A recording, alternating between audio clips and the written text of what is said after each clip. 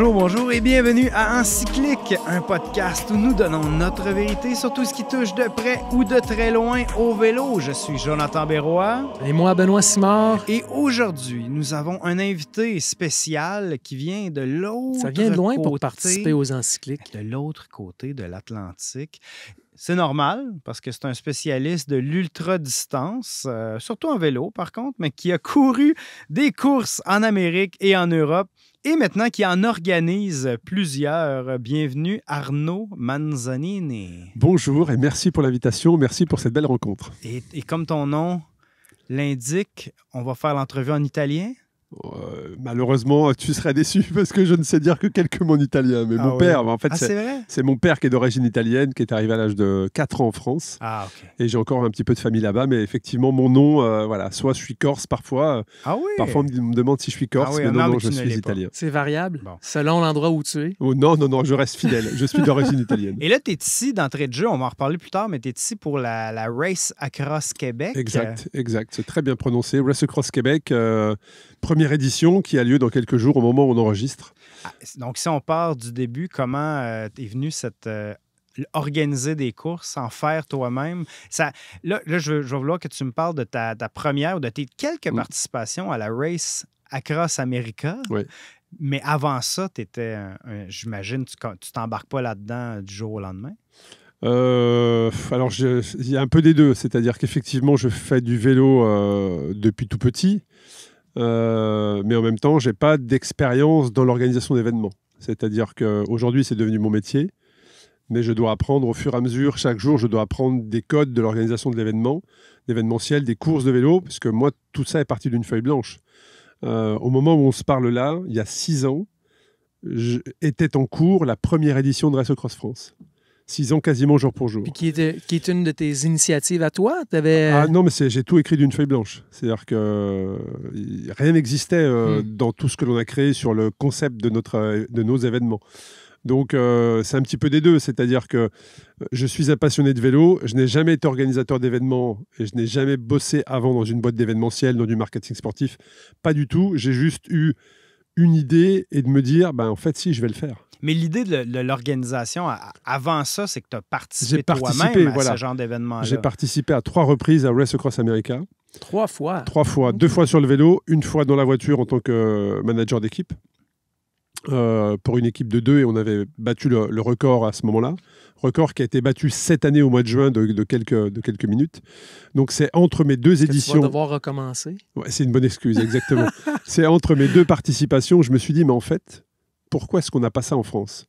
Parce que moi, j'ai découvert l'ultra-distance quand je suis revenu sur le vélo. J'ai été un cycliste, j'ai pas été professionnel, j'étais un bon niveau amateur en France, mais je n'avais pas, physiologiquement, je n'avais pas ce qu'il fallait pour être professionnel. Et donc, j'ai pas de frustration, j'ai pas de regret vis-à-vis de ça. J'ai arrêté en catégorie élite. Je suis rentré dans la vie active et ensuite, je suis revenu après 10 années à fond dans mon travail, à me dire, tiens, je vais refaire un petit peu de vélo. J'avais une opération en plus et le médecin m'a dit, fais un petit peu de vélo pour retrouver la forme. Et je suis retombé, c'est le piège, hein. Je suis remonté sur un vélo et j'ai refait des courses. Et c'est là que j'ai découvert totalement par hasard, je cherchais une aventure à vélo et je suis tombé sur Race Across America. Je me suis dit, mais c'est quoi cette course? C'est un événement mythique, ça. Pour ça fait, au moment où on se parle, ça fait 43 ou 44 ans. Ça a commencé en 1982. Et une course de pratiquement 5000 km. Rocheuse, et après les Appalaches. Ça va de l'ouest vers l'est. Et donc, moi, quand j'ai découvert cette course, ça faisait 35 ans ou 30 ans que ça existait à ce moment-là. Et je me suis dit, mais pourquoi personne m'en a parlé? Je suis passionné de vélo. Personne ne m'a parlé de cette aventure. Donc, j'étais très curieux. C'était pas une organisation de centaines de participants. Là. Non, 5000 km, c'est pas tout le monde qui peut se lancer dans 5000 km. Et quand ils ont créé cet événement, ils étaient 4 au départ, sur la ligne de départ. Ils ont raisonné non pas en créer des séries comme moi je raisonne aujourd'hui, mais eux ont raisonné à créer des courses qualificatives à travers le monde qui vont qualifier à leur événement. Et donc, c'est en découvrant ça où j'ai pris une immense claque quand je suis arrivé sur le parking à Oceanside, en Californie, et j'ai vu tous ces bus, les moyens financiers qui étaient mis autour par les entreprises pour véhiculer des valeurs auprès de leurs employés, auprès de leurs clients à travers cette épreuve. Et je me suis dit, mais pourquoi on n'a pas ça en France? Et c'est comme ça que la petite graine a été plantée dans mon esprit. Et puis, en 2016, je devais être dans ce qu'on appelait tout à l'heure, tu sais, la phase un peu déprime d'après-événement, où il me fallait retrouver quelque chose pour rebondir. Tout à l'heure étant ton propre podcast, alors les gens ne le sauront pas en écoutant celui-ci. Voilà, je vous invite à écouter marketing croisé ici, l'épisode avec Jonathan Berroy, vous verrez, on parle de ce moment-là. Ultra Talk, exactement. By Arnaud Manzanini. Exactement. Et donc, je me suis dit, mais en fait, je vais créer Race Cross France. Et c'est comme ça que j'en ai parlé à ma compagne en rentrant dans l'entraînement. En fait, j'ai eu le flash dans un entraînement et je me suis dit, mais en fait, mais je vais le faire. Personne ne l'a fait. Il n'y avait rien d'autre qui était équivalent en France? À Paris-Brest-Paris. Ah ben oui, ouais. Et encore, le concept est quand même différent. Hein, mais Paris-Brest-Paris, tous les 4 ans, 1200 km, Paris, tu vas à Brest et tu reviens. Et je me suis dit, mais en fait, je vais créer ce concept-là. Et c'est comme ça que l'idée est née, avec une première édition, il y a 6 ans, au moment où on enregistre jour pour jour, j'étais dans la première édition de Race Cross France, sans imaginer un seul instant que 6 ans plus tard, je serais là avec vous en train d'enregistrer un épisode quelques jours avant Race Cross Québec. La consécration. Non, mais c'est disons qu'avec le parcours que j'ai, qui est quand même échec scolaire, j'ai pas fait de grandes écoles, j'ai pas bossé dans des boîtes d'événements sportifs, j'ai pas fait de marketing sportif. C'est beaucoup d'heures de travail pour arriver à ça, ouais. Donc, avant, quand tu faisais des plus courtes distances. Avant, je faisais des compétitions de 180. J'étais en ce qu'on appelle élite en France. De quelle région? Je suis originaire de Saône-et-Loire, d'une magnifique petite ville de Guignon. C'est perdu, mais les gens qui me connaissent écoutent cet épisode. Quand ils vont m'entendre parler de Guignon, ça va les faire sourire. Mais voilà, c'est une petite ville au moment où, moi, j'étais adolescent, là-bas, c'était 12 000 habitants. Aujourd'hui, il y a 5 000 habitants, donc il y a... La population a diminué par 2 parce que c'est montagneux. Non, c'est en Saône-et-Loire, c'est vallonné. Voilà, c'est vallonné, c'est dans le Charolais. C'est dans le Charolais, quoi, dans le centre de la France, vers le Charolais, le Mâconnais. Ben, tu connais bien le Charolais? J'ai fait le Charolais, pas c'est où, mais bon. Mais en tout cas, je suis très content de venir ici et de parler de la ville de Guignon, où tu vas à Québec. Et après, j'ai vécu 3 ans à Annecy, puis là, je suis installé à Lyon. Très belle ville aussi pour faire du sport. Tu parles d'Annecy. Pour moi, il y a des images qui vont avec ça. C'est des montagnes, des lacs. Annecy, c'est le lac d'Annecy. C'est effectivement, ça vient au bord des Alpes. Comme sportif, l'outdoor, c'est génial. Tu dois savoir grimper. Tu n'as pas le choix. Ouais, alors moi, en termes de profil sportif, j'étais quand même un peu passe-partout. Je sais pas, dès que les ascensions faisaient plus de 3 km, j'avais pas ni la puissance ni le coup de pédale pour aller plus haut. Donc, je savais que les ascensions de plus de 3 km, j'aurais du mal à les passer. Voilà, j'étais très à l'aise quand c'était vallonné. J'étais un peu baroudeur. Et donc, actuellement, je suis basé en famille. On est installé dans la très belle ville de Lyon.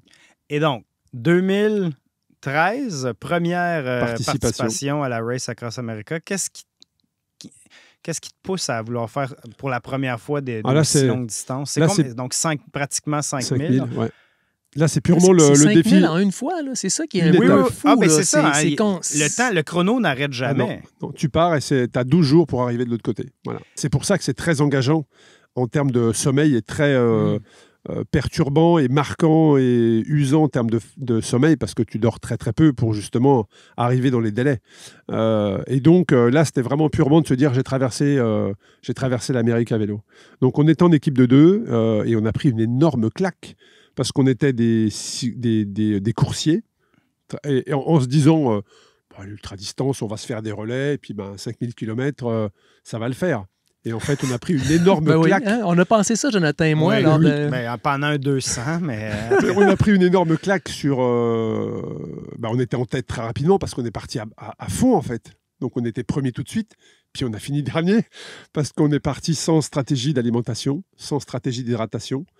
Et en fait, cette aventure-là m'a énormément servi pour la deuxième aventure où je reviens 2 ans plus tard en 2015 pour aller au bout de l'aventure. À ce moment-là, ça prend une équipe de sport, tu peux pas le faire. Non, tu es obligé d'avoir une équipe d'assistance, c'est obligatoire. C'est le concept. Leur concept est comme ça. C'est-à-dire que tu peux participer à Race Across America que si tu as une équipe d'assistance avec toi et un véhicule minimum. Et si vraiment tu veux structurer, aujourd'hui, c'est 3 véhicules et c'est 10-12 personnes autour de toi, puisque c'est très fatigant aussi pour les suiveurs. Donc voilà, et c'est comme ça qu'en 2015, j'y retourne bien préparé. Je savais où je mettais les pieds. J'avais mon équipe d'assistance avec vraiment... J'avais pris des personnes qui avaient des postes, des missions très précises. Et c'est comme ça que je termine dans des meilleures conditions physiques que 2 ans avant à 2, parce que je m'étais entraîné spécifiquement pour ça. Et c'est comme ça que derrière, je me dis, allez, moi, tout ce que ça m'a procuré, ça a été un vrai changement de vie pour moi. Hein, parce que 2015, je pensais que ça allait être l'aboutissement d'un parcours sportif. En me disant, je fais cette épreuve. Et c'était le départ. Et après, je rentre dans la vie classique, c'est-à-dire bien rangé avec un travail. Et en fait, ça a été tout l'opposé. Ça a été une nouvelle vie. Derrière, je me suis rendu compte que qu'est-ce qui m'animait vraiment. Parce qu'en fait, quand tu fais 440 km en moyenne par jour pendant 11 jours, c'est à peu près ce que j'ai fait, tu as quand même beaucoup d'introspection. Hein. Ça te pose quand même beaucoup de questions. Qui je suis? Qu'est-ce que je veux? Comment je veux y aller? Et donc là, je me suis dit, bon, ce qui m'anime aujourd'hui, c'est le vélo, c'est le sport. Pas le vélo, mais le sport en général. Donc, le futur de ma vie devra être construit autour d'un pilier qu'est le sport. Voilà. Et puis, il se trouve que j'ai lancé les race cross. Puis après, il y a eu les podcasts, on pourra en parler. Et puis aujourd'hui, c'est mon activité principale et c'est ce qui m'anime. Un livre suite à ça? Ouais, alors c'est-à-dire que c'est un récit d'aventure, effectivement, qui s'appelle... alors, il y a un documentaire que vous pouvez trouver sur la plateforme Vimeo, qui s'appelle Dreams Across America, donc un docu de 21 minutes qui retrace mon aventure. Donc, je vous invite à aller la regarder. Entièrement français? Avec sous-titres sous-titres en anglais. C'est vrai qu'en France, on fait beaucoup de mélanges, la race across, ultra talk, et qui retrace cette aventure-là. Et puis, voilà, il y a eu... En fait, après cette aventure, il y a eu plein de choses qui se sont déclenchées, puisque c'est très bizarre comme sensation. Tu en parlais tout à l'heure dans l'épisode qu'on a enregistré pour Ultra Talk, mais quand tu rentres de tes voyages à vélo et que tu en parles en famille, les gens te disent « Ouais, c'est génial, c'est super », mais... toi, tu es un peu frustré parce qu'ils ne comprennent pas vraiment ce que tu as vécu. Tu vois ce que je veux dire? Tu en parles, mais au bout d'un moment, tu arrêtes d'en parler parce que tu te rends compte que les personnes en face, elles ne comprennent pas vraiment ce que tu as vécu. Moi, c'est un peu ce que j'ai vécu sur mes aventures où ils me disaient « tu as traversé des US, génial, bravo et tout ». Mais au final, tu ne peux pas creuser parce que les gens ne comprennent pas ce que tu as vécu. Et moi, ce que je voulais, c'était créer un support pour que d'autres personnes vivent ce que j'ai vécu. Tu vois? Qui comprennent les émotions, la joie, l'introspection, la fatigue. Et donc, j'ai créé Race Cross France. Voilà. Tu parlais de très, très, très longtemps, mais Benoît, tu m'avais dit que pour la Race Across, il y avait un truc, tu peux t'accoter la tête dessus sur le guidon. Est-ce que c'est une... Race Across America, c'est un truc mythique, OK? Puis il y a beaucoup de choses. Les gens devaient se préparer pour cette course-là, comme tu l'as dit, un peu pour optimiser. Toi, tu as fait tes devoirs, tu as préparé tes choses, mais il y a plein de trucs peut-être marginaux d'un certain côté, qui sont sortis de ces événements d'ultra-distance-là. Une des choses, moi, je me souviens, il s'inventait des trucs pour supporter la tête, pour pouvoir rouler pendant des semaines. C'est vrai, je sais de quelle image tu me parles, effectivement. Je crois que c'est en 2012 ou 2014, il y a un participant qui...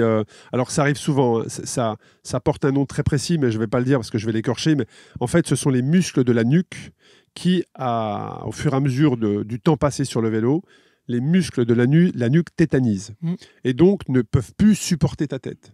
Moi, je vois encore là. C'est le muscle neck and tetanizer. Exactement. Toi, tu l'as pas massacré, c'est ça qui est fantastique. Tu l'as pas du tout massacré, tu l'as très bien fait. Le muscle neck and tetanizer 3000. Et donc, tu vois encore là, il y a quelques jours, hein, j'étais en Suisse, on a un participant qui a souffert de ça. Mais en fait, tu vois les participants arriver, tu vois qu'ils n'arrivent plus à tenir leur tête, en fait. 15 jours avec la tête qui penche par-dessus la potence. Alors ça, c'est une question de préparation, c'est une question de position, c'est une question de bien aussi muscler les muscles du cou des mois en amont. Eh bien, effectivement, c'est arrivé et ça a été énormément médiatisé parce qu'un des participants, en fait, s'est mis dans le dos des grandes barres métalliques avec des ressorts ou des cordes attachées au casque. Sérieux? Pour qu'il puisse tenir sa tête et voir la direction. Et ça a fait le tour du monde très clairement. Il y a une participante dans des années dernièrement qui s'est rasé les cheveux pour avoir la tête plus légère. Hein? tous les subterfuges sont bons, mais nous, sur France, on a l'Avril Laher, si elle écoute cet épisode, on pense à elle, qui a terminé le 1000 km il y a 3 ans. Elle s'est effectivement mis une chambre à air, en fait. Elle s'est attachée une chambre à air à la selle de vélo qui est passée sur son dos jusqu'au casque pour tenir un maximum sa tête levée. C'est déjà inventif. Mais ça, je dirais que ça appartient un peu au passé parce que maintenant, tu peux mettre des minerves. Moi, je sais, quand j'ai fait 2015 Race Across America, j'avais anticipé cette blessure et j'avais acheté une minerve avec une mentonnière pour justement te tenir Ah ouais. la tête haute. Mais on parle de Mais- choses qui sont plus bonnes pour la santé. Alors, rendu là, ça Oui, donne, là, on tombe dans Tu sais, des... En Ça fait, donne le cette goût. blessure, ça donne le coup. Ça donne le coup. ça arrive aux débutants comme aux plus expérimentés. On ne sait pas vraiment comment est-ce qu'elle se déclenche, mais une fois qu'elle est déclenchée, on ne peut plus l'arrêter. C'est-à-dire que plus tu vas rester dans cette position, moins tes muscles de la tête vont supporter, et au bout d'un moment, ta tête, elle tient plus, elle tombe. Et qu'est-ce qui t'animait là-dedans? Qu'est-ce qui fait que tu as voulu retourner, que tu as voulu en faire d'autres après? Alors moi, j'ai voulu vraiment aller en 2015 pour vivre l'aventure extrême en solo. Tu sais, tu parlais de ce goût d'inachevé. Mais tu étais seul? J'étais seul en 2015. En 2013 avec quelqu'un Avec d'autre? un duo, et en 2015 seul. Mais avec ton équipe qui te suit. Mais avec mon équipe. Et je voulais vraiment, j'avais ce goût d'inachevé à deux, je voulais vraiment faire partie de ces gens qui sont finishers de la Race Across America. Parce qu'être finisher de la Race Across America, ça signifiait que tu étais capable de monter un business, parce que c'est comme monter une micro-entreprise, il faut trouver les fonds pour te financer, il faut recruter les gens, il faut trouver l'équipe. La bonne équipe. Il faut trouver la bonne équipe, parce que c'est arrivé que des coureurs abandonnent, parce que l'équipe ne s'entendait pas. Mais ça, tu me racontes le parcours d'un entrepreneur. Mais c'est Tu as commencé ta carrière d'entrepreneur de cette manière-là. C'est être entrepreneur, de montrer. Et dans certains jobs futurs, ça m'a servi, puisque des gens m'ont dit, on te valide parce que si tu étais capable de faire ça, c'est que tu es capable de mener un projet à bien. Donc oui, c'est être un vrai entrepreneur que de monter une équipe pour faire Race Across America. Donc ce côté-là m'animait, de fédérer une équipe. Et puis même si j'étais seul sur mon vélo, ce qui m'anime encore aujourd'hui à travers les projets que je fais, c'est de vivre des choses en équipe, de vivre des émotions avec d'autres personnes. Dans tes podcasts que j'ai écoutés, on sent le désir de partager ou de faire connaître. Moi, j'adore ça. C'est probablement ça qu'aussi, tu nous en parleras, Race Across, de faire connaître ce que tu as vécu à d'autres personnes. Moi, c'est ce qui m'anime aujourd'hui. On en parlait, mais le podcast, je l'ai créé il y a maintenant 5 ans. Là aussi, je n'ai pas fait d'études de journalisme. Je viens de nulle part. Et derrière, quand Eurosport m'a contacté pour que mon podcast soit sur Eurosport, ça a été valorisant pour moi, parce que je me suis dit, moi, comme j'ai été en échec scolaire, j'ai cette frustration du diplôme, tu vois, quelque part, de me dire, je ne suis pas légitime parce que je ne suis pas journaliste, je ne suis pas légitime parce que je ne suis pas organisateur d'événements, enfin, en tout cas, je n'étais pas organisateur d'événements. Et cet échec scolaire enfant, quelque part, aujourd'hui, je dois travailler dessus parce que ça me génère quelques messages négatifs, tu sais, ou le fait de se dire, comme tu as été en échec scolaire, tu n'es pas capable de faire ci, tu n'es pas capable de faire ça. Donc, je dois passer au-dessus de certains messages négatifs. À quoi tu fais référence avec tes échecs? Culturel, je pense. Oui, je pense que c'est culturel, tu as raison. Pour le peu que je connaisse un peu en France, il y a quelque chose qui est donné, on parlait de hiérarchie plus tôt, il y a quelque chose qui est accordé à un diplôme ou à ton rang dans la société parce que tu as fait... Je pense que ça nous parle peut-être un petit peu moins ici. Ouais. Nous, en France, c'est vrai qu'on recrute beaucoup. Si tu n'as pas le diplôme, c'est que tu n'es pas capable de faire tel poste. Voilà. Mais aussi, pour les grandes écoles, on n'a pas ça ici comme moi, comme je sais que je suis assez marqué par ça. Donc, l'Université Laval, j'étais là. Moi, assez souvent. Et encore maintenant, malgré le fait que les Race Across se développent et que le podcast fonctionne bien, parfois, je me lève les matins avec des messages négatifs en me disant, mais en fait, tu n'as pas d'école de journalisme, est-ce que tu es vraiment légitime à faire du podcast? Tu n'as pas bossé chez ASO? Est-ce que ASO, c'est les personnes qui gèrent les grandes cours, voilà, le Tour, tout ça. Est-ce que tu es légitime d'organiser des événements sportifs? Donc voilà, c'est probablement marqué par la culture française. Peut-être que je vais venir vivre chez vous pour gommer tout ça. Mais voilà, mon parcours, il est fait d'échecs scolaires. Et puis ensuite, je lance mes idées et je passe au-dessus de certains freins avec beaucoup d'insouciance quelque part. Et donc, deuxième participation, là, tu le termines. Je termine et ça a été incroyable. Mais après, de quelle façon? C'est incroyable parce que quand j'étais sur cette ligne de départ, il n'y avait plus d'après. Je le dis assez souvent quand je partage, mais j'étais sur cette ligne de départ, il n'y avait pas d'après-cours, c'est-à-dire je devais absolument terminer cette épreuve. C'était le moment présent, c'était maintenant. C'était inimaginable à quel moment j'étais dans l'instant présent. Avais-tu mal à chaque seconde de ton 5000? Quand je regarde le documentaire dont je vous ai parlé sur Vimeo, là, je me rends compte que j'ai souffert très très tôt. Mais moi, j'étais tellement concentré que oui, j'avais mal. Oui, il y avait de la douleur, mais ce n'était pas grave en fait. Je devais finir cette épreuve. Je ne savais pas pourquoi, mais je savais que ça allait avoir une incidence dans ma vie future. Et c'est le cas aujourd'hui parce que ça me donne de la légitimité dans les Race Across Series que j'organise. Mais au moment où j'étais au départ, je savais que c'était important pour moi.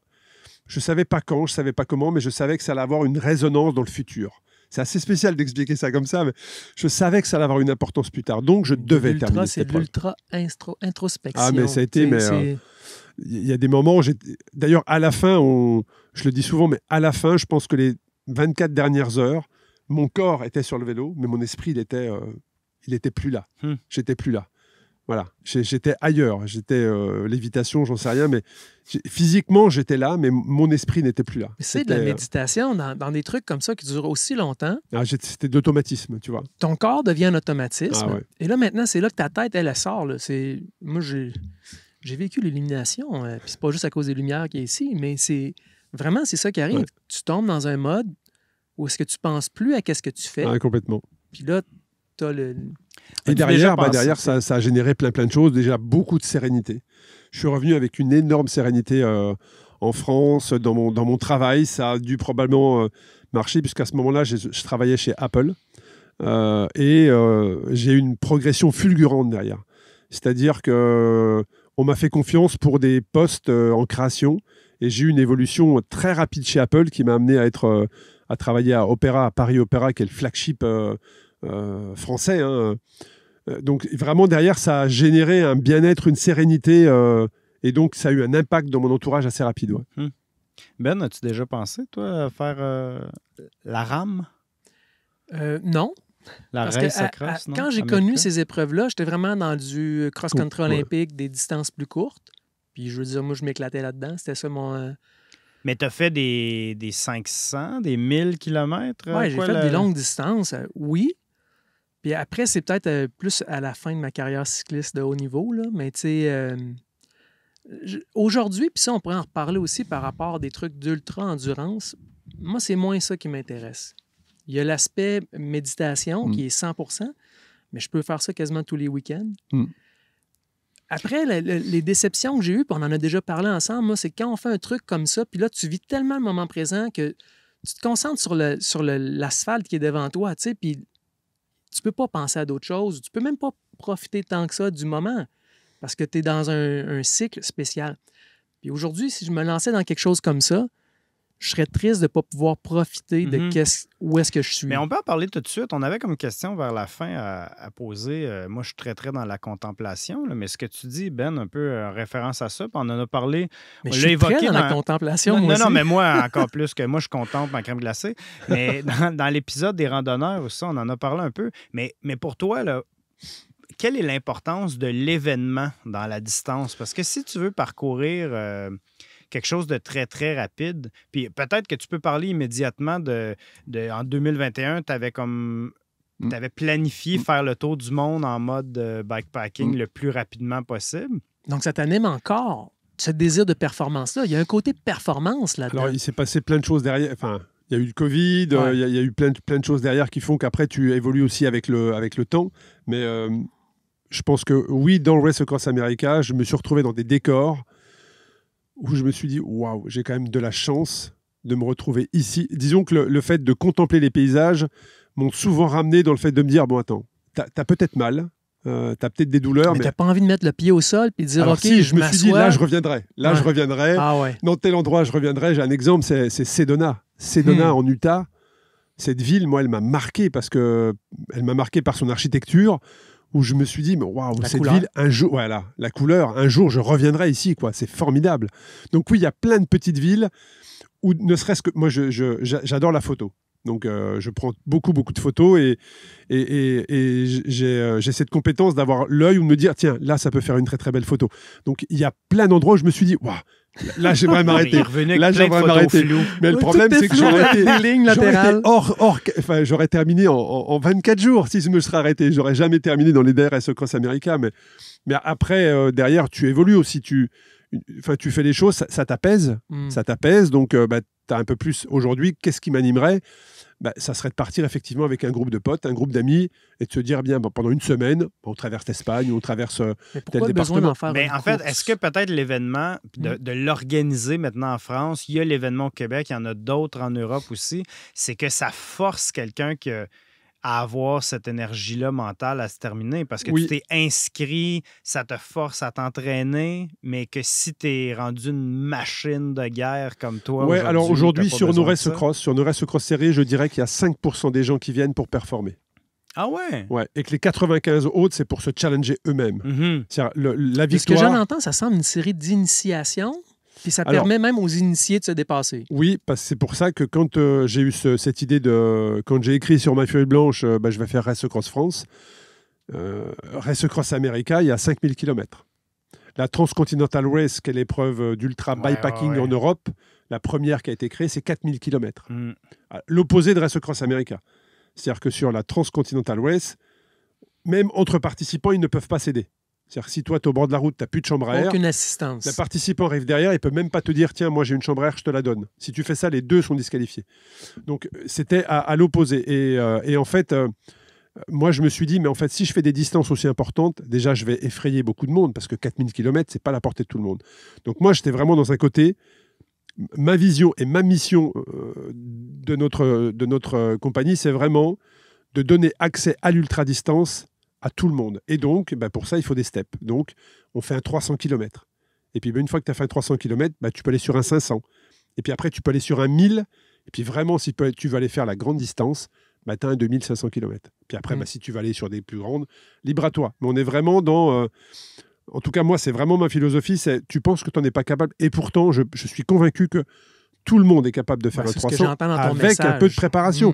Je ne dis pas que tu fais jamais de vélo. Tiens, demain, je fais un 300, c'est possible. Ça va être compliqué de faire en 24 heures, tu vois. Par contre, si au mois de janvier, au mois de novembre de l'année d'avant, tu t'inscris, tu as largement le temps de réussir ton défi. Et donc, tu fais un 300, 500 000 et 2005. Donc, d'en faire un événement, ça force les gens à s'inscrire, puis ça leur donne une motivation supplémentaire, peut-être. Ouais, complètement. Et surtout, ce que je trouve incroyable dans l'ultra-distance, c'est quand tu te lances dans l'ultra-distance, ça va avoir un impact sur qui tu es, sur ta vie, mais ça va rayonner sur ta famille, tes amis, parce que tu vas le partager. Tu vas les voir moins. Tu vas les voir moins. Tu vas les voir... Alors, c'est sûr que c'est un pacte en famille. C'est sûr que il faut que la famille adhère à ton projet. Ça, c'est une évidence. Sinon, quand tu vas être sur ton vélo, tu vas culpabiliser. Toi, t'entraînes-tu encore pas mal autant Non, tu peux pas, parce qu'aujourd'hui, mon objectif, c'est de développer la série, pas forcément en nombre d'événements, mais en qualité surtout. Donc, je suis vraiment... Je m'entretiens. Voilà, je me fais plaisir. Non, mais je me fais plaisir, mais je fais plus des sorties de 300, 500 km. Là, aujourd'hui, moi, c'est de passer du temps en famille, parce qu'ils ont... Tu es aussi un petit peu égoïste quand tu fais ça. Hein. Donc, il faut que ça soit un deal familial. Mais il faut aussi qu'après, tu rendes ce que tu as. Quel âge ont tes enfants? Moi, ils ont 9 et 10 ans. Et j'en ai 2 grands qui ont 23 et 21 ans. Mais j'en ai 2 petits et ils ont besoin de moi. Ouais. Et donc là, je dois être avec eux, tu vois. Donc, il faut trouver le bon équilibre. Tu sais, la philosophie, c'est de trouver à chaque instant le bon équilibre. Et puis aussi avoir le fait que chaque chose en son temps. Voilà. Là, ils ont 9 et 10 ans, ils ont besoin de moi. Quand ils auront 14 et 15 ans, ils auront un peu moins besoin de moi. Et là, ils ne voudront plus te voir après. Et après, ils ne voudront plus me voir. Donc, chaque chose dans son temps. J'ai fait plein de choses. Maintenant, j'essaie de construire des projets pour que les autres puissent vivre les mêmes sentiments que moi j'ai vécu. Combien de participants à la Race Across France? Puis on est rendu à, cette année, ça va être la 6e? 7e édition cette année, ouais. On a fait la 7e édition. Il y a en 2018, au moment où on parle, ils étaient 42 au départ. Et cette année, on a 3000 inscrits sur tous nos événements. Wow! 3000, OK. Sur tous les événements. Il y a Suisse, il y a Belgique. Alors, il y a Belgique, il y a Race Across Belgique, Race Across Paris, Race Across France, Race Across Switzerland. Race Across Paris? Oh, ouais. C'est une grosse ville, Paris. Là. Mais Race Across Belgique, c'est 50 km? Non, alors effectivement, la Belgique est un petit pays, mais on arrive effectivement avec cette boucle. La beauté de la Belgique, pour l'avoir vécu, c'est que tu peux faire 100 km dans 10 km². Tu peux. Tu fais une crevaison, tu retournes chez toi à pied, tu repars. C'est les monuments, les classiques belges, effectivement. Ouais. Ça serpente énormément. D'ailleurs, c'est pour ça que les professionnels disent qu'il faut avoir participé plusieurs reprises à une course pour vraiment l'avoir mémorisé, parce que tu tournicotes énormément. Donc, c'est quoi les distances? Est-ce que c'est plus, plus court? On a toujours le concept de Race Across Series, c'est 300, 500, 1000 et 2500 pour la France. Tu fais 2500, pas en Belgique? Non. Il y a uniquement sur la France pour le 2500. D'accord. Cette année, pour la première édition à Québec, on a fait 300-500. Québec. Au Québec, pardon. J'ai raisonné en le disant, je me suis dit, je vais me faire retoquer. Au Québec. Tu t'es peinturé dans le coin. Voilà. C'était 300-500 cette année. Et si tout se passe bien cette année, on envisage effectivement de développer sur d'autres distances l'année prochaine. Mais le concept de Race Across Series, C'est des distances avec des codes couleurs très précis. Hein. Quand tu fais le 300, c'est un code couleur. Quand tu fais le 500, c'est un code couleur. De manière à ce que sur ton dossard, en fonction de ta couleur, on sache quelle distance tu as fait. C'est toi qui les organises toutes les courses ou ce sont des franchises y compris au Québec? Non. C'est moi qui organise tous les événements. On n'a pas développé en licence pour le moment. On n'a pas développé en franchise. On est vraiment en train d'écrire tous nos process, d'écrire tout notre concept qui est très spécifique. Puisqu'aujourd'hui, on a parlé de Race Across America, on a parlé de la TCR. Moi, notre positionnement avec Race Across Series, il est au milieu des deux. C'est-à-dire que tu as des bases de vie. En fait, c'est unique, ça, les bases de vie. Voilà, ta remarque est intéressante parce que c'est ce que j'allais dire. C'est unique dans l'ultra-distance, mais je ne l'ai pas inventé. J'ai été le chercher sur le trail running. C'est des ravitaillements? C'est quoi des bases de vie? C'est un endroit où tu peux dormir, puisqu'on te met à disposition des lits de camp. Tu peux te doucher, puisqu'on te met à disposition des douches sanitaires et on te fait des repas chauds ou froids. Donc c'est comme le Paris-Brest-Paris, mais encore mieux en réalité. En fait, on va dans des... On choisit nos lieux où on peut accueillir effectivement nos participants. Et là, on a appelé ça la base de vie. Je ne l'ai pas inventé. J'aurais pu appeler ça un checkpoint, une time station, comme sur Race Across America. Oui, une tub station, c'est sûr que ça... Tub station. C'est bien prononcé, hein, t'as vu. Non, une base de vie, c'est trop français. Il faut que tu changes ça. C'est ça, la life base. Life base. mais en tout cas, voilà, ça s'appelle comme ça aujourd'hui. Et c'est un endroit qui te permet de te ressourcer et de repartir dans un jeu vidéo, c'est l'endroit où est-ce que ça clignote. Là, t'embarques là, toute ton énergie revient. C'est ça. Ta batterie, elle remet. T'en as un à chaque combien de kilomètres? Sur Race Across France, on fait tous les 300 à 600 kilomètres. Et le chrono, tourne. N'arrête jamais. Non. Et tu as un temps maximum pour le faire aussi? Alors, un 300 km, c'est 24 heures. Un 500 km, c'est 40 heures. Un 1000 km sur Race Across France, c'est 5 jours. Mais sur les formats compacts, ce que j'appelle les formats compacts, c'est les formats en boucle. Donc, comme ici au Québec, comme en Suisse, comme en Belgique, comme à Paris, c'est 3 jours, pardon. 3 jours pour le 1000 km. Puis là, la planète cycliste n'en a que pour le gravel. Ouais. Mais donc ça, c'est route. On parle d'un événement en route. On parle de la route, mais cette année, on a développé le gravel avec 3 distances, 50, 100 et 200 km en gravel. Ce qui est ton événement qui s'appelle le Graal. Non, ça c'est différent. Non, c'est pas la même chose. Mais j'aime bien ta prononciation. J'avais hâte de le dire. Mais j'aime bien ta prononciation puisque je t'expliquerai l'histoire derrière le nom de ça. Vas-y. Non, ça, on va en parler après. Sur les Race Across Series, tu as effectivement 3 distances gravel et 3 distances route. Donc gravel, c'est 50, 100, 200 et route, c'est 300. 500 et 1000. La particularité, c'est qu'au Québec, c'est les routes québécoises. On s'est dit qu'on allait faire... C'est comme du gravel, même avec du bitume. C'est-à-dire que tu peux trouver à un moment donné des belles portions de gravel. Et David est allé les reconnaître encore hier. Il a fait le 300. David Roy-Pro, qui est ton directeur de course. Exactement. Et les portions gravel sont magnifiques, sont parfaitement roulantes. Donc, c'est la particularité. C'est qu'au Québec, on n'aura pas de distinction entre la route et le gravel. Non. Ce sera des distances dans lesquelles il y aura des portions. Il n'y en a pas. Il y aura des portions de gravel. Et pour Gralps, donc effectivement, le Gralps, parce que c'est 3A, ce qui veut dire Gravel Across Alps. Ouais. Et on se posait la question de quel nom donner à cette course. Et puis, j'étais avec mon responsable marketing et communication en briefing et je lui dis, pourquoi est-ce qu'on ne l'appellerait pas Gralps, quoi. Et il me dit, en fait, t'as raison, Gralps, ça sonne bien. Et on s'est dit, mais bon, la prononciation, elle va être différente à chaque fois qu'une personne va la prononcer. Mais tu l'as très bien prononcée. Merci. Comme les moutons, en plus, c'est que voilà. tu vas croiser là-bas. Exactement. Donc, ça reprenait les 3A, ça fait des montagnes dans notre logo. Et, voilà. Bon. Et Gralps, aujourd'hui, première édition, on l'a lancé cette année. Ça va être quoi l'itinéraire? Alors, l'itinéraire, en fait, l'histoire, c'est que la ville de Mandelieu, qui est ma ville d'arrivée sur Race Across France depuis 6 ans, m'a contacté au mois de mai ou juin, je ne me souviens plus trop, mais c'était en 2023. Et le maire de Mandelieu m'appelle. Alors déjà, c'est quand le maire de la ville de Mandelieu t'appelle, déjà... Lui, tu le vous vois en passant. Voilà, lui, tu le vous vois. Tu parlais du tutoiement tout à l'heure, là, tu vous vois. Il m'appelle en me disant, Arnaud, est-ce que tu penses être capable de nous créer un événement cycliste qui relie Mandelieu à notre ville parraine, pardon. Ils sont jumelles, la ville jumelle. À travers un jumelage qui existe depuis plus de 35 ans. Est-ce que tu es capable de nous faire un événement cycliste pour relier les deux villes et donc redonner de l'engouement à notre jumelage? Je lui ai dit oui, je pense que c'est possible, mais laissez-moi quelques semaines pour travailler ce sujet. Et je suis revenu vers lui en septembre. Et j'ai fait valider ça avant toute mon équipe et je lui ai proposé ce projet de lier les deux villes de manière alterner tous les ans. C'est-à-dire que tous les ans, on va changer de sens. C'est-à-dire qu'en 2025, ça sera Crans-Montana-Mandelieu. Crans-Montana, il y a eu une course de XCO là-bas, ça semblait... Exact, c'est magnifique. Mais axé gravel. C'est-à-dire que la priorité, c'est d'aller chercher des chemins et non pas full route, mais vraiment gravel. Mais Ben, tu me disais que la gravel en Europe, c'est comme du vélo de montagne, quasiment? Alors, c'est différent d'ici. Je suis entièrement d'accord avec toi. C'est le piège. On parle beaucoup de gravel en Europe et moi, je leur dis attention. C'est quasiment du VTT avec un guidon courbé. On n'est pas dans le Colorado. Voilà, on n'est pas dans le Colorado avec les sentiers, les pistes. Il faut trouver le bon équilibre et beaucoup d'épreuves de gravel se vendent gravel alors que c'est du VTT. Et on trouve des très beaux endroits pour faire du gravel. En Europe, on a Gironde notamment avec son fondateur que tu dois probablement connaître, qui est canadien. De pompiers, puis ouais, c'est quand même des belles pistes. Dans le cap de l'Estorel, il y a quand même des belles pistes. Mais le piège peut-être de dire, je passe dans un chemin et c'est du VTT. Mais c'est la beauté un peu de ce sport-là aussi, par exemple. Ouais. Même nous, ici au Québec, si tu vas en Estrie, c'est pas la même chose que les Laurentides, que Québec, que l'Outaouais. Le terrain est différent. Mais je pense qu'il y a... On va te sortir une carte, Arnaud. Je veux bien.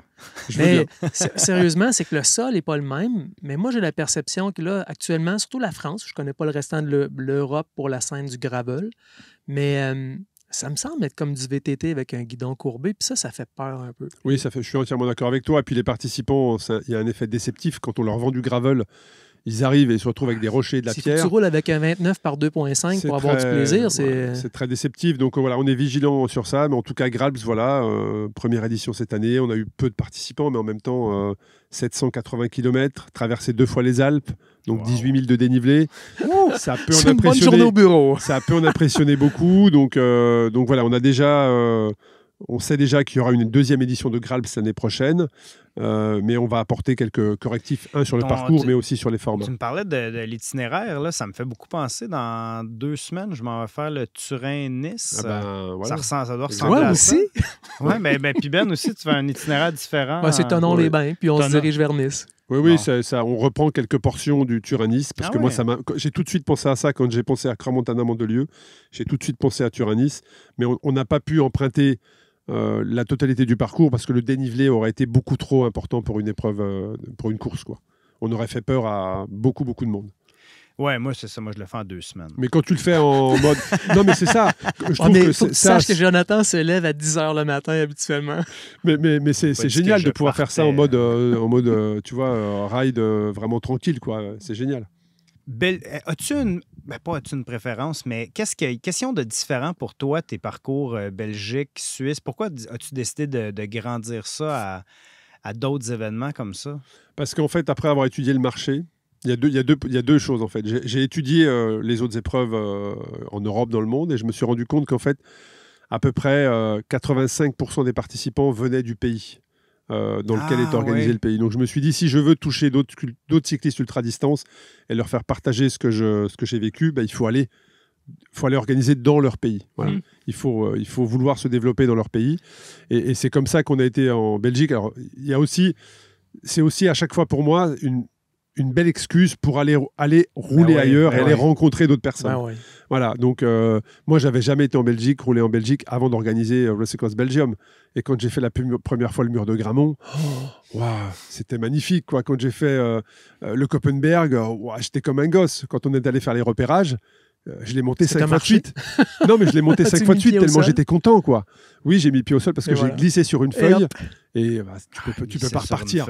Tu peux pas repartir avec tes cales. C'est glissant tout le temps là-bas. Là. Tu peux pas repartir. Le mur de Grammont, j'ai dû le faire 5 fois de suite. C'est un vrai gamin. C'est pentu, puis le sol et les pavés qui sont là. Dès qu'il y a un petit peu d'humidité, c'est particulièrement le Koppenberg. Grammont, c'est le village. C'est 22%. C'est Oudenarde, c'est à côté. Oui, c'est ça. C'est des tout petits villages. Et en fait, la bosse, elle part droit devant toi comme ça. Tu l'avais fait dans une course, toi?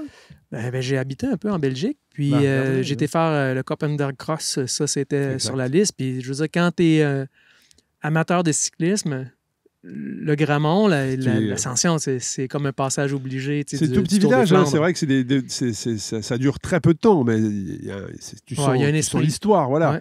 Tu sens l'esprit. Donc, et puis la Suisse, c'est les beautés des paysages. Paris, j'avais déjà fait une épreuve il y a quelques années autour de Paris. Je m'étais dit qu'il y avait qui a quand même du potentiel de pouvoir passer dans les pistes cyclables parisiennes sous la Tour Eiffel. On l'a encore vu sur les JO de Paris, là, qui ont eu lieu. Les monuments sont magnifiques. Et puis après, voilà. Qu'est-ce qui va distinguer celui au Québec? C'est qui l'a distingué, puisque le podcast va sortir un peu après. Là. Les dates, c'est fin août, dernière fin de semaine de août. C'est ça, fin août. C'est surtout le fait d'avoir cette particularité de pouvoir découvrir des beaux paysages avec des portions de route, mais aussi des portions de piste, en fait. Et c'est ça que c'est... Puis vous avez nous, en Europe, quand on pense Québec, on voit tout de suite l'automne, quelque part, avec les arbres et ses couleurs en feu, ces arbres en feu. Ça va revenir dans 1 mois et demi. Alors, voilà... Aujourd'hui, on a commencé par cette date-là. Rien ne nous dit que dans quelques années, on aura positionné l'événement pour essayer d'être sur les couleurs qui sont... Mais tu feras attention parce qu'il y a la garnotte épique qui part de Saint-Adèle en même temps. Notre objectif, c'est aussi de n'être jamais en frontal avec des courses existantes, par respect avec tout ce qui s'est fait pour les organisateurs et la communauté. Mais oui, peut-être que dans quelques temps, on ira effectivement sur une épreuve à Race Cross Québec qui sera peut-être fin septembre, début octobre, peut-être. On en reparle.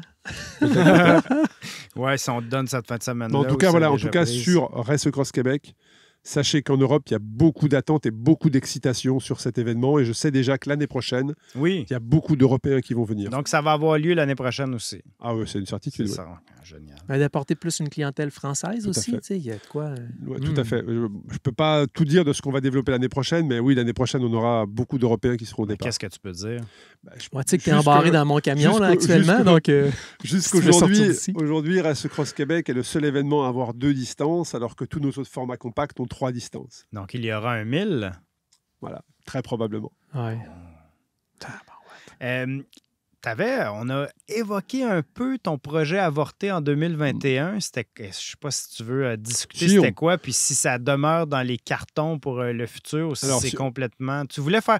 J'ai l'impression que c'est... Est-ce que c'était... Ouais, FKT du Tour du Monde. Mais moi, j'ai quelques questions techniques par rapport à ça, puis tu pourras continuer là-dessus. Mais en gros, c'est un peu ce que Marc Beaumont avait fait. Alors... C'est très intéressant ta question parce que c'est un mix des deux avec ce que fait la Wilcox également en ce moment. Actuellement, hein? Oui, c'est vrai. Laël, d'ailleurs, qui est passé je l'ai appris à son podcast. Oui, voilà. Laël, qui a eu la gentillesse de participer à 2 reprises à mon podcast et qui est exceptionnel et qui m'a confirmé après avoir si la popularité qu'elle va avoir après son tour du monde va lui permettre, mais elle m'a dit qu'elle serait sur Grals l'année prochaine. Donc écoute, on verra. Mais effectivement, Marc Beaumont, j'ai beaucoup étudié ce qu'il avait fait. Et quand j'ai vu sa stratégie et de par mon expérience, je pensais que je pouvais améliorer quelque chose. Après qu'il l'ait quelque fait. chose, mais j'ai budgétisé. Et là, quand tu vois les budgets consacrés à ça, tu te dis que ça n'a plus de sens. Ouais. Lui annonçait 500 000 euros. Wow.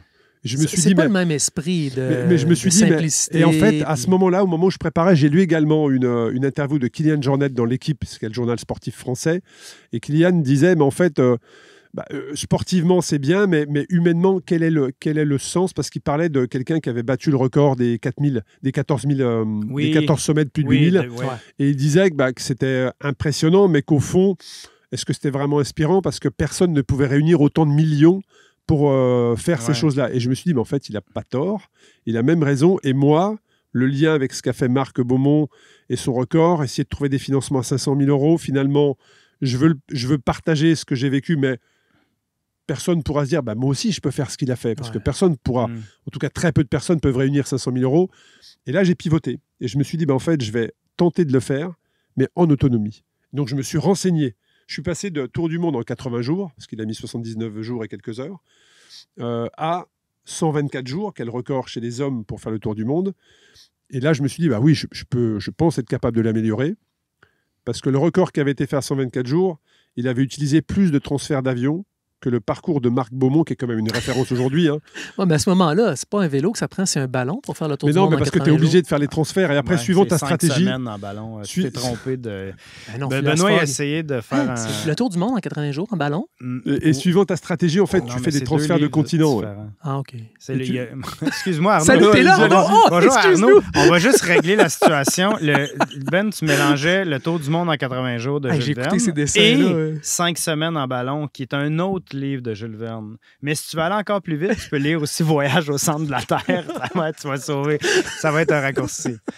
Alors, bienvenue au podcast, Arnaud. Voilà. Et donc, Marc Beaumont avait fait 79 jours et quelques heures.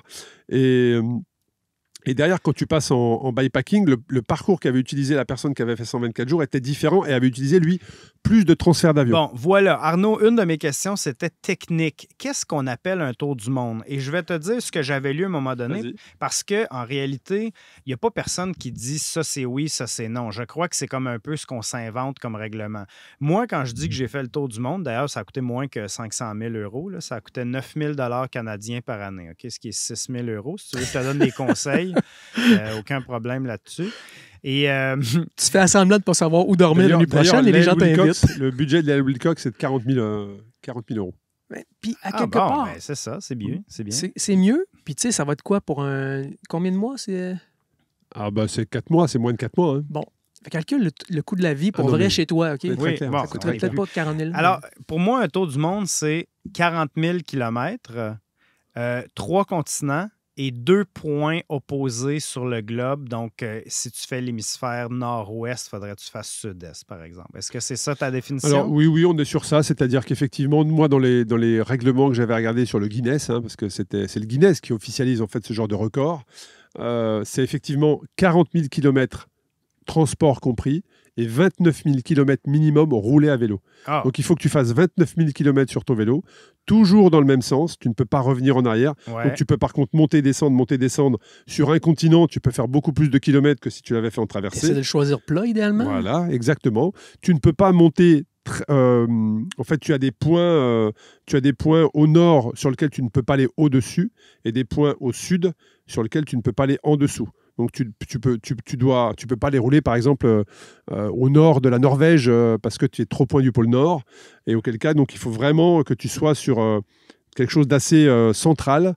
Donc c'est pour ça que la stratégie que tu choisis est très importante.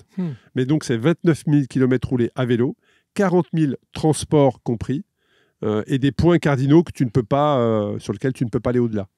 Ça veut dire que j'en ai fait 11 000 de trop en vélo. Ah, bon, faut que tu recommences. Exactement. J'aurais peut-être eu le record. Tu aurais peut-être eu le record, faire homologuer. Ouais. Le fameux FKT.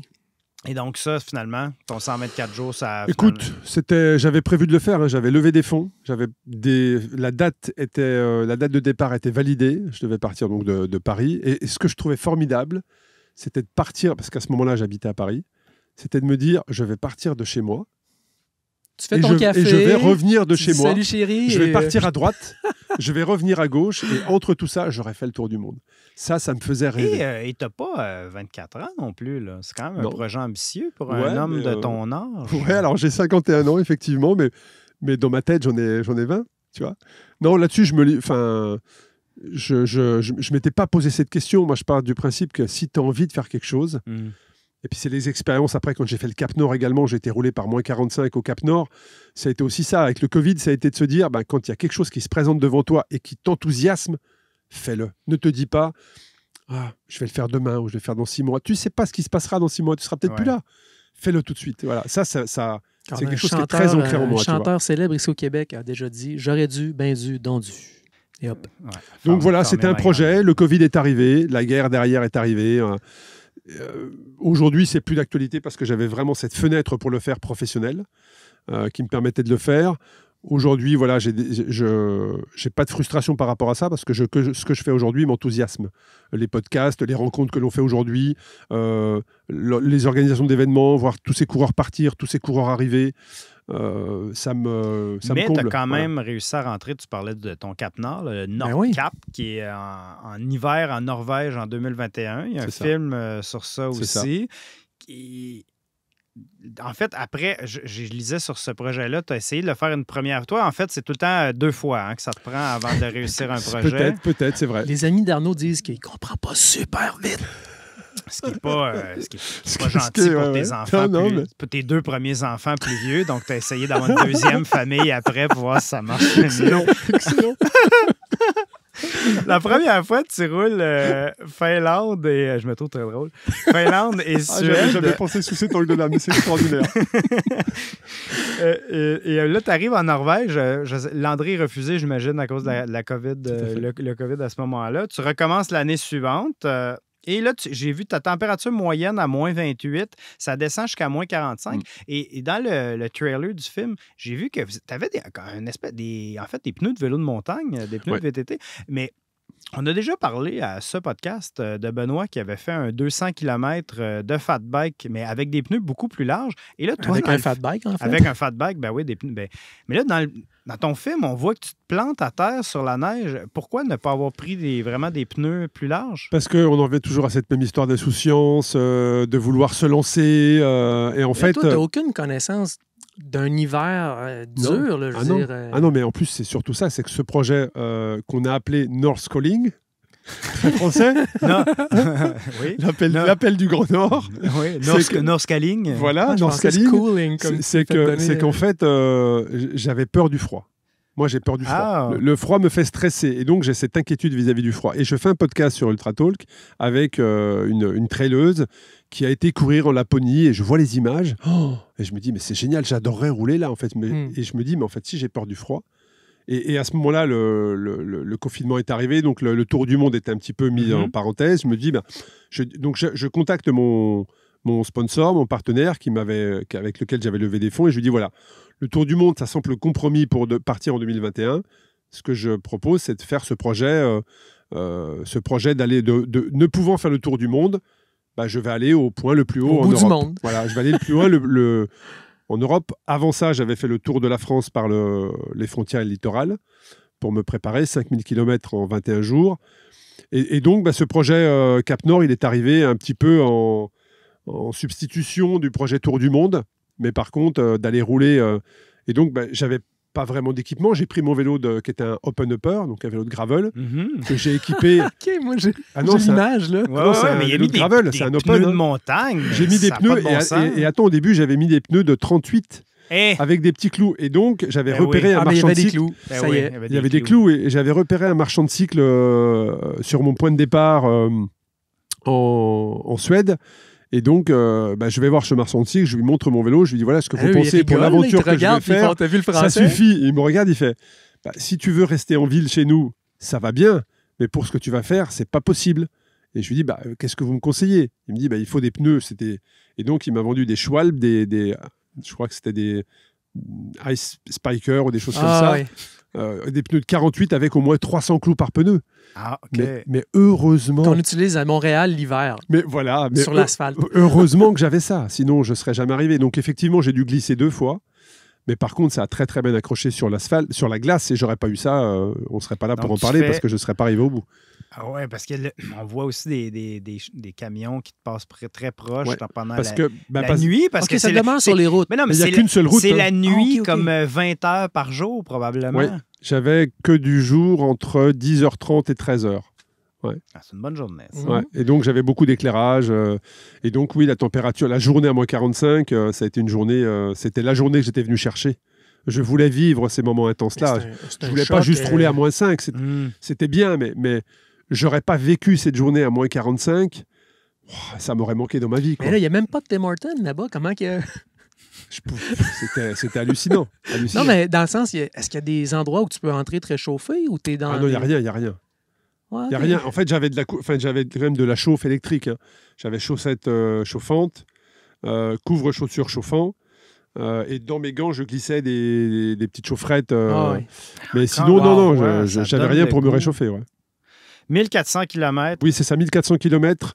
Sur le vélo, j'ai mis 13 jours sur le vélo. Ouais. Et tu dis que le pire était le brouillard givrant? Oui, catastrophe. Enfin, on ne s'attendait pas à ça. Il y a les océans qui sont proches, j'imagine. On ne s'attendait pas à ça parce que... Ton vélo est couvert de glace. Je vous invite là on aussi... va aller voir. Ça s'appelle North Calling. Sur Vimeo. C'est sur Vimeo disponible. Et en fait, je voyais... Cette journée-là a été... Cette journée était incroyable parce que plus j'évoluais dans les kilomètres, plus je voyais mon vélo se givrer, en fait. Tu sais que si tu avais été en avion, tu aurais eu un accident? Ouais, il se recouvrait de givre. Et des fois, quand je m'arrêtais, je repartais, ma cassette, en fait... La transmission était glacée. Hop, la chaîne, elle accrochait plus sur la toi, cassette. tu avais un côté sérieux. Ton vélo avait un côté givré. C'est ça, exactement. C'est tout à fait, on peut résumer comme ça avec mon côté psychologique. Mais oui, et quand on a arrêté le soir, donc le vélo était magnifique. Hein. C'était beau de voir le vélo givré comme ça, c'était magnifique. Et quand il s'est réchauffé, le carbone craquait. Le carbone craquait, ouais. Wow. Parce qu'il y a un mouvement, puis ça fait craquer la glace qui est dessus. En tout cas, j'ai passé une journée hors du temps extraordinaire. Tu dis dans ce film, ces projets ne sont que des excuses pour vivre vrai, fort, maintenant. Oui. Il n'y avait pas de questions, mais c'était très beau. Ouais, non, mais je pense vraiment mais tu l'as un petit peu dit, hein, j'invite toutes les personnes à écouter ton épisode également, mais on fait ce genre de choses pour des rencontres, en fait. C'est partir d'un point A vers un point B, mais ce qui est intéressant, c'est tout ce qui se passe au milieu. Ouais. Ça, c'est super enrichissant. On arrive à la fin. Tu mentionnais plutôt que tu habites à Lyon aujourd'hui. Es-tu toujours propriétaire du café Vélo Grimpeur? Alors, j'ai toujours des parts, effectivement, dans le café Grimpeur Cyclist House. On aime bien, hein, voilà. Grimpeur Cyclist House. J'ai mal à la tête, là. Mon français m'arrache. Ah là là là là. C'est vrai que je prends conscience de pas mal de choses avec cette conversation. Ouais. Mais effectivement, en fait, j'avais cette idée, en fait, toujours dans cette notion de partage. Pourquoi j'ai créé ces courses? C'est pour que les participants vivent des moments d'émotion. On le ressent, ça. On le ressent, ton partage. Pourquoi j'ai créé le podcast? Pour faire partager aux auditeurs ce qu'a vécu mon invité. Mm-hmm. Et le café, c'était de se dire un lieu où les gens peuvent partager entre eux. Et j'avais cette idée-là. Et puis, il y a 4 autres personnes qui, eux, avaient un projet à Lyon, ont eu écho que j'avais envie de ce projet, m'ont contacté. Et donc, on s'est associé à 5 pour créer ce projet. Donc, j'ai donné beaucoup de temps. J'ai donné 2 ans où j'étais présent physiquement pendant 2 jours pour justement fédérer, que les gens viennent à ma rencontre, que les gens viennent faire des rides. Et puis après, la série s'est développée. Et là, je me suis retiré de l'opérationnel. J'ai encore quelque part dans le café, mais je ne suis plus du tout dans l'opérationnel. Mais effectivement, on a accompagné le lancement de ce café vélo à Lyon. Et si tu passes à Lyon, on ira boire un café grand plaisir. Assurément. Juste Benoît? Écoute, si à la fin de ton périple à Nice, tu passes par Lyon... Oui, mais peut-être d'autres fois dans ma vie. C'est sûr, si j'ai une invitation... Tu as mon contact. Moi, j'accepte toutes les invitations, Arnaud. Écoute, donc, avec grand plaisir. Si tu es là tel jour, je vais être t'invite là, alors, je t'invite. Yes. Chanceux. Je suis très content. Prochain projet qui est à venir, c'est l'organisation de Race Across Japan, Race Across alors, tu sais, dans la vie, Moldavia. Là, je me fixe plus aucune limite, hein, même si j'ai parfois ce petit message négatif de légitimité, comme on l'a dit, mais c'est qu'une question d'être humain. Aujourd'hui, qu'est-ce qui fait qu'on est ici pour parler de Race Across Québec? C'est David et Jessie. Aujourd'hui, si je n'avais pas rencontré David et Jessie, on ne serait pas là pour parler de Race Across Québec, parce que c'est eux qui ont porté le projet. Ouais. Moi, je suis là que pour les guider, leur donner les directives du concept de la série. Mais le reste, c'est eux qui l'ont fait. En Suisse, c'est pareil, c'est une question d'être humain. J'ai la bonne personne en Suisse avec Elio qui m'accompagne. En Belgique, j'ai les bonnes personnes qui m'accompagnent. Donc, c'est qu'une question de rencontre. Si demain, je rencontre une personne qui est... Alors ça aussi, c'est quelque chose qui fait qu'avec l'âge, j'ai décidé de ne travailler qu'avec des personnes avec lesquelles je m'entendais bien. C'est quand même un principe intéressant. De ne plus me forcer à travailler avec des cons, pareil, tu vois, vraiment, mais de travailler avec des gens qui sont dans le même état d'esprit que moi. Voilà, et de ne pas me forcer à... Si ça ne vibre pas correctement à l'intérieur de moi, j'y vais pas. Voilà, ça c'est clair, net et précis. Et donc, si demain je rencontre une personne qui me dit moi j'habite en Nouvelle-Zélande, à l'autre bout du monde ou même pas très loin de la France ou du Québec, et qui me dit j'aimerais bien vous accompagner dans le développement, on discute. Je me freine en aucun cas. Mais tout est une question de contact humain. Génial. C'était un plaisir de te recevoir. Mais plaisir partagé. On va clore ici ce chapitre. On va prendre vos commentaires et vos questions. Arnaud, comment on peut te joindre? J'ai un Instagram qui est Arnaud Manzanini. Et ton podcast, même sur Instagram aussi, ultratalk.podcast. Non, pas talk. Ultratalk. .podcast. Je vais travailler mon anglais, promis. Et pour avoir plus d'informations sur la Race Across Series, il y a un site web sur lequel on peut tous raceacrossseries.com. raceacrossseries.com. Exactement. Et Benoît, comment on te joint? Au @Espresso Sport. Et je suis disponible au @Jonathan Berroy. Merci beaucoup pour votre écoute et à bientôt. Merci à vous pour tous. d'autres encycliques. Et là, on fait le